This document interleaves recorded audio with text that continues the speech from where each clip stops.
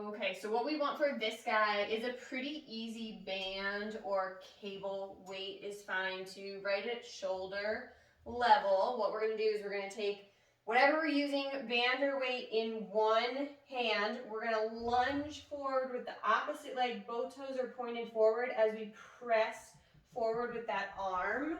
And then we're going to return to where we started. So we want to make sure that this elbow's not tucked in right here at our side.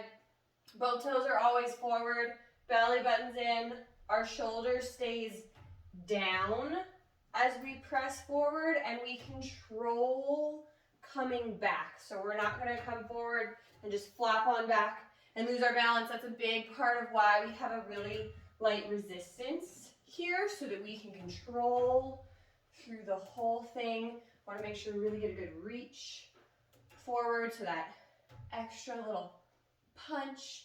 Okay, chin is back, belly button's in, spine is nice and straight, pain-free range of motion.